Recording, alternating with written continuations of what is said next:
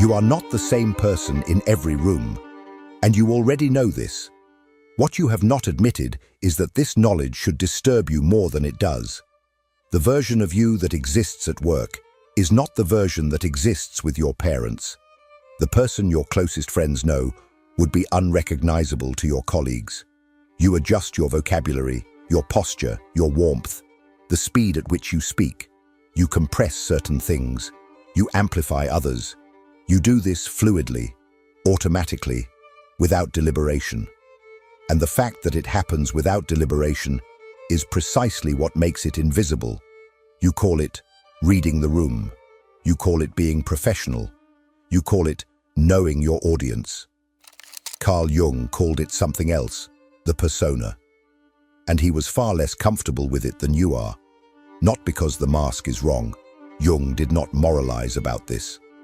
In 2 essays on analytical psychology, he traced the persona back to the earliest forms of human social life, the medicine man, the chief, the elder, and found in it not deception, but necessity.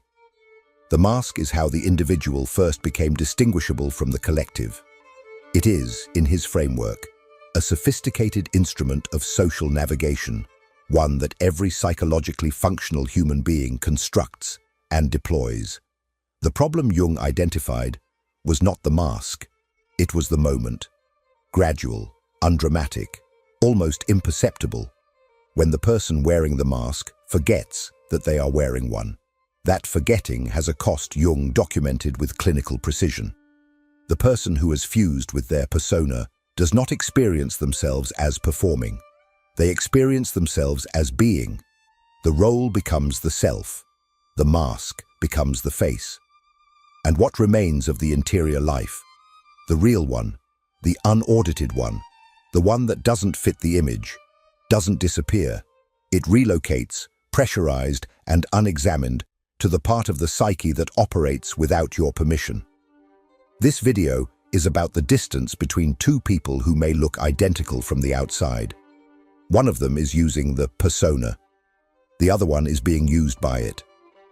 That distance, which is not a distance of character or virtue or authenticity, is a distance of consciousness. And it changes everything about how a life is actually lived.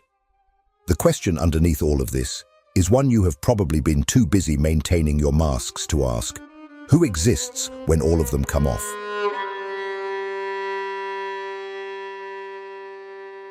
Suppression is not the origin of the persona.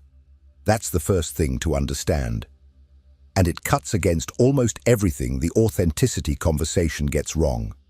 Jung was not describing a false self that civilization imposed on a pure, uncorrupted original. He was describing something older and more structural than that. In 2 essays on analytical psychology, he traced the persona back to the earliest forms of social differentiation, the medicine man, the chief, the figure who distinguished himself from the collective through ornament, ritual, and role. The mask was not a lie told to the tribe. It was the mechanism by which individuality first became possible at all. Before the persona, there was only the undifferentiated collective psyche, a kind of psychological anonymity where no one was fully themselves because no one was fully separate. The mask created the self by separating it from the crowd. This means the first personas you built were not failures of authenticity. They were achievements of development. You learned earlier than you can remember, which version of yourself was safe in which room, which needs could be expressed, and which ones had to be compressed into silence, which face got warmth returned, and which one got the door closed. You assembled these adaptations not out of cowardice, but out of intelligence. The child who reads the emotional temperature of a household and adjusts accordingly is not being false. That child is surviving. The persona is, at its origin, a survival mechanism that worked, which is precisely why it became so automatic you stopped seeing it. Jung defined it plainly. The persona is a compromise between what the individual is and what society requires them to appear to be. Notice the word compromise, not betrayal, not costume. a negotiated settlement between inner reality and outer demand. Every profession generates its own persona. The doctor who projects calm authority, the teacher who projects certainty, the executive who projects decisive competence. These are not frauds. They are functional interfaces, and they serve a genuine purpose. The persona, when used well, is what allows you to be a professional in one room and a parent in another without either role destroying the other. The practice that belongs here is not yet about dismantling anything. It is about beginning to see. Today, in whatever context you move through, notice the specific moment when something in you adjusts. Not the result of the adjustment, but the moment of it. The slight change in posture, the vocabulary that shifts, the volume that drops or rises. You don't need to do anything with what you notice. You just need to see it. Because the entire gap between someone who uses their persona and someone who is consumed by it lives in whether they can perceive that adjustment at all. The person who cannot see the shift is the shift. The person who can see it has already begun to establish the distance that makes conscious use possible. The question is, how close are you to the mask right now? And what happens when something threatens to remove it? If this content is making sense to you, click the subscribe button and subscribe to the channel. Thank you for your support.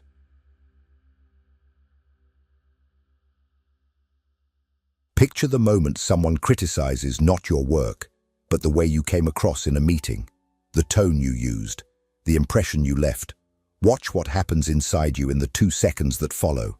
If what rises is disproportionate, a heat that feels bigger than the comment warrants, a defensive momentum that moves faster than thought, you have just located something important, not a character flaw, a structural signal.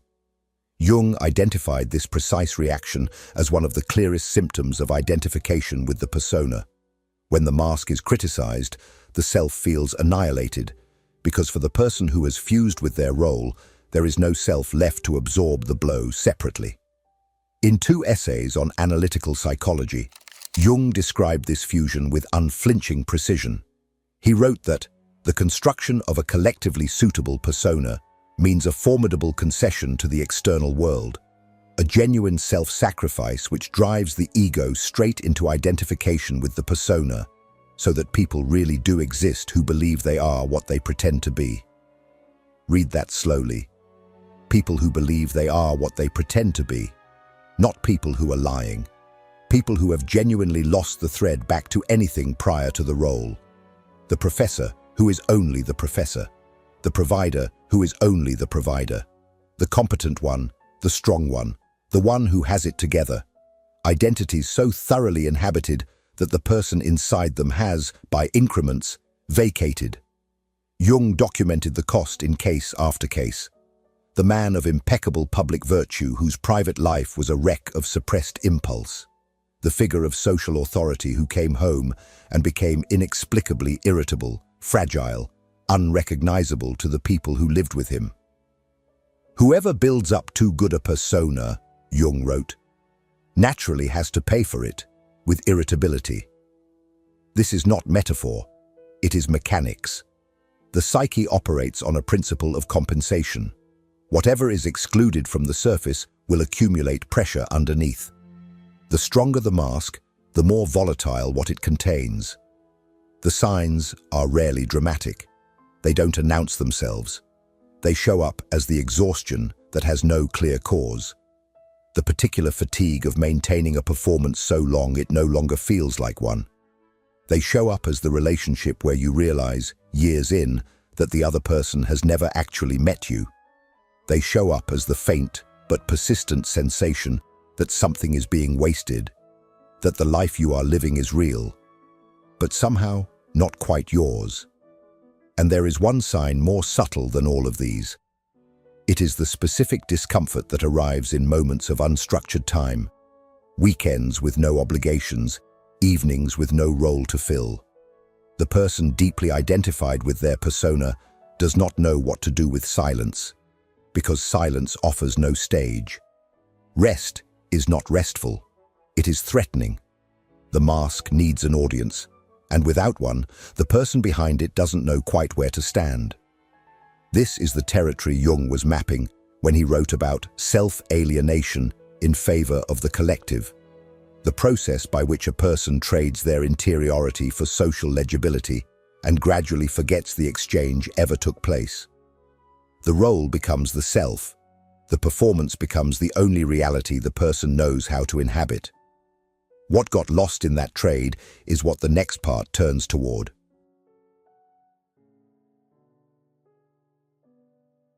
High rests on low, Jung quoted from Lao Tzu. He wasn't being poetic. He was describing a law of psychological structure. Whatever you build up on the surface generates an equal and opposite pressure underneath. The persona and the interior life are not independent of each other. They are in constant, reciprocal tension. And the stronger one becomes, the more volatile the other grows. This is not a theory Jung arrived at abstractly. It is what he watched happen, repeatedly, in the people who came to him having constructed the most impressive public faces. The mechanism is precise. When you invest heavily in a particular image, the unshakable one, the generous one, the one who never needs anything, the one who always delivers, you are not simply choosing what to show. You are simultaneously choosing what to suppress. Every quality the persona excludes does not disappear. It relocates. Jung called this the compensatory activity of the unconscious, and it operates without your permission and without your awareness. The material that cannot surface through the front door finds another way out, in moods you cannot trace to a source, in reactions disproportionate to their triggers, in the private behavior that would astonish the people who know your public face. Jung observed this with a kind of quiet precision in 2 essays on analytical psychology. To the degree that the world invites the individual to identify with the mask, he wrote, he is delivered over to influences from within. The outward strength and the inward fragility are not contradictions. They are the same structure seen from 2 sides. The person who maintains the most controlled and competent surface is often the one most subject to private eruptions, anger that seems to come from nowhere, sudden collapses of motivation, an inner life that feels ungovernable precisely because it has been governed so aggressively from above. You know this feeling, even if you have never named it. The moment after you have been exceptionally composed in a situation that deserved emotion, and the emotion arrives later, sideways, aimed at something that doesn't deserve it. The Sunday afternoon that should feel like rest, but instead feels like low-grade dread. The person you are alone, in the unwitnessed hours, who bears almost no resemblance to the person other people would describe to a stranger. Here is what to watch for. Specifically, notice the qualities you find most irritating in other people. Not mildly annoying, genuinely irritating, the kind that produces a reaction faster than reason. Jung was clear that what we cannot tolerate in others is almost always what we have most rigorously excluded from ourselves. The persona builds its walls not randomly, but specifically. It excludes whatever threatens the image, and what it excludes accumulates in the unconscious and then gets projected outward. The colleague's neediness that infuriates you, the friend's self-promotion that makes you quietly contemptuous, the person who takes up too much space in a room. These are not simply personality clashes.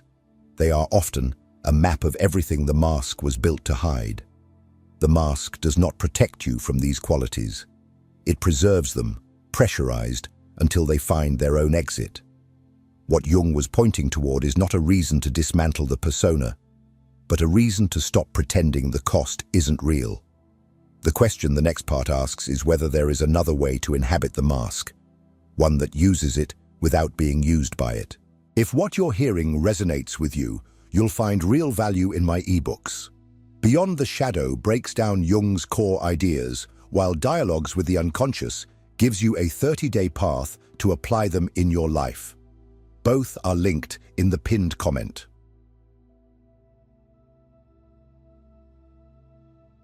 The difference is not authenticity, That word has been so thoroughly colonized by self-help that it has lost whatever precision it once had. The difference is not vulnerability or openness or willingness to be yourself. Jung was not interested in those categories. He was interested in something more structural and more measurable, whether the ego and the persona are fused or separate. Two people can wear the exact same mask in the exact same situation. One of them is using it. The other has become it. From the outside, they may be indistinguishable. From the inside, the difference is total.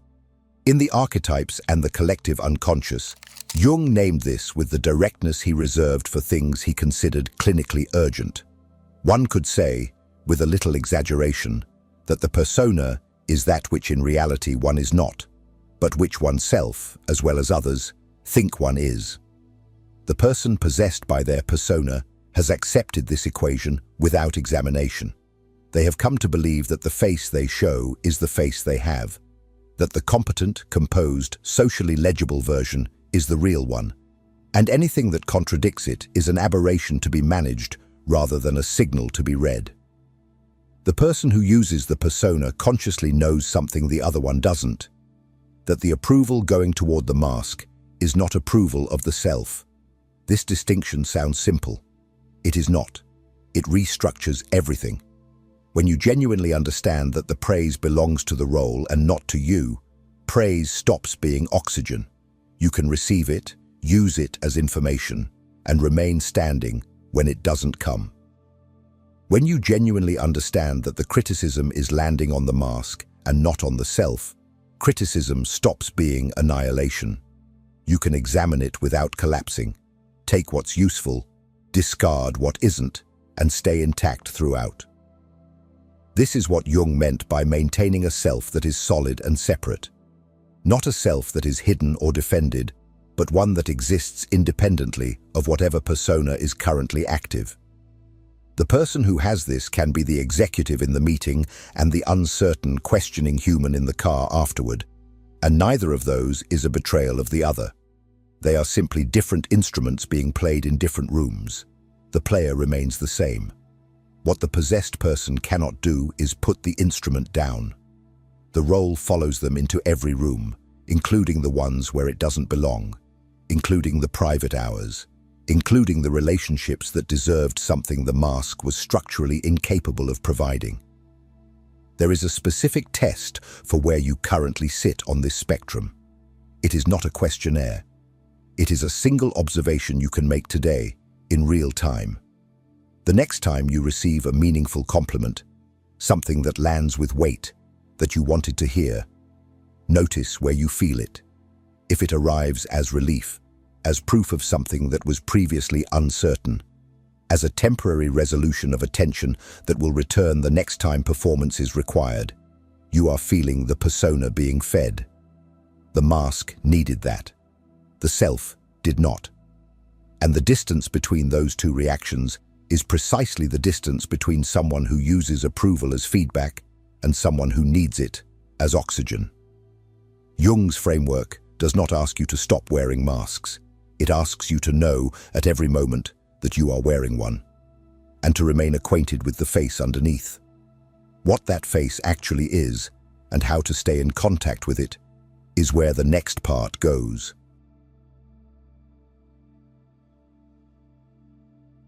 Individuation, Jung's word for the lifelong process of becoming who you actually are, begins, he wrote, with a specific act: to divest the self of the false wrappings of the persona. Not destroy the persona, not perform without one, divest.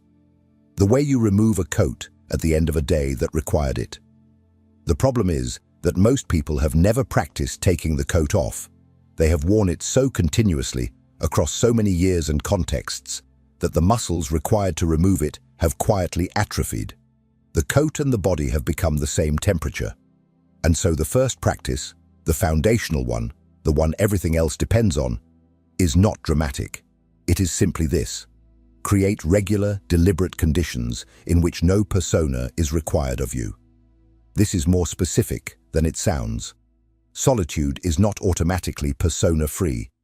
Plenty of people are performing for an imagined audience even when alone, rehearsing future conversations, curating even their private thoughts towards some invisible observer. What is required is something closer to what Jung described as turning toward the interior, a deliberate suspension of the social interface, sitting without producing, without optimizing, without presenting, writing in a journal that no one will read, including the version of yourself that would be embarrassed by what's there, walking without a destination that justifies the walk, letting yourself want things that don't fit the image. The content matters less than the act of repeatedly returning to a space where the mask is unnecessary, because repetition is the only way to rebuild the felt sense of where the mask ends and you begin. The second practice lives in real time, inside the situations that normally trigger automatic persona deployment. You already began this in part 2, noticing the moment of adjustment.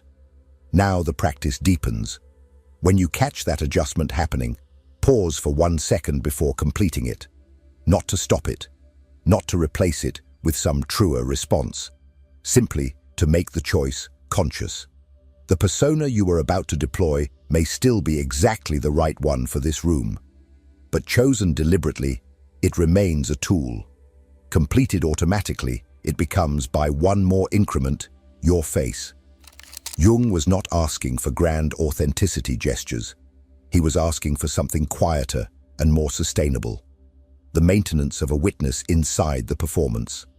The part of you that watches yourself shift registers, that sees the mask go on, that remains separate from the role even while playing it.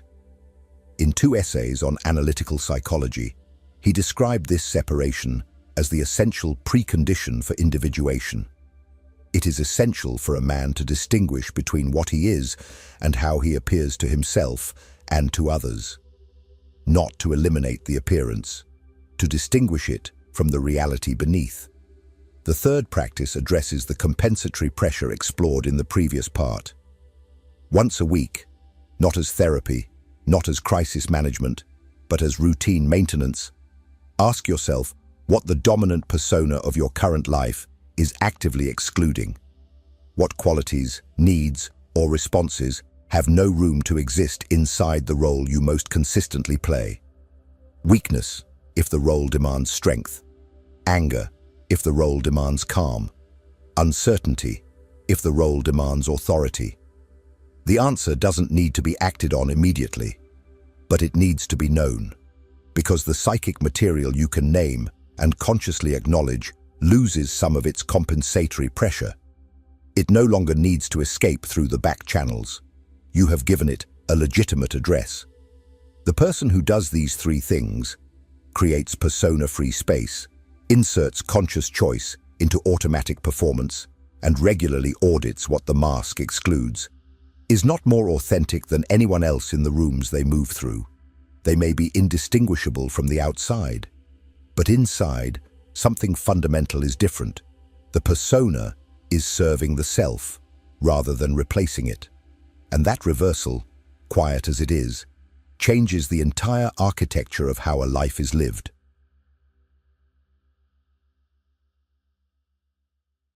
Take away the professional role. Set aside the version of you that exists in your family of origin, the position you occupy, the function you serve, the identity that was assigned before you were old enough to negotiate it. Remove the face you wear with friends, the one calibrated to that specific frequency of humor and reference and mutual history. Take away the person you become when you want to impress someone and the person you become when you want to disappear. What remains? Jung spent his life circling that question, and he was honest enough not to answer it cheaply. What he found, in the patients who went far enough in analysis, was not a pure, essential self waiting intact beneath the layers. Not some unconditioned original that the personas had merely been covering. What he found was something more unsettling and more interesting. A self that could only be discovered through the process of distinguishing itself from the masks, one by one, over time. The self is not what's left when everything false is removed. It is what gradually becomes real as you stop confusing it with the roles. This is what individuation actually means. Not the arrival at some final, unmasked authenticity, but the ongoing practice of remaining acquainted with the difference. The person who has done this work does not live without personas. They live with a self that is larger than any of them. They can wear the professional mask and know it is a mask. They can play the family role and feel the distance between the role and the player. They can perform competence without staking their existence on how the performance lands. And when the persona takes a blow, when the role is criticized, when the image fails, when the impression they were making collapses, there is something in them that does not collapse with it. Not because they are indifferent, but because they know where they live, and it is not inside the mask. Jung described the fully identified person as someone living in a two-dimensional reality, a semblance, a surface with no interior depth behind it, the shadow of a life rather than the life itself. That phrase lands differently once you have spent time with your own personas honestly, because you have felt that flatness. The conversations where you performed connection rather than experienced it. The achievements that should have felt like a rival, but felt, somehow, like more performance. The relationships conducted almost entirely between two masks. Both parties, too, defended to reach the person on the other side.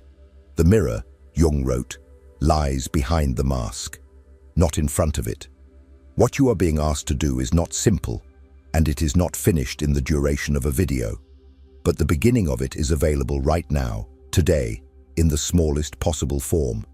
1 moment of noticing the mask before you put it on. 1 second of choosing rather than being chosen for. 1 private space where the performance stops, and something quieter is allowed to exist without justification. That is where the self lives.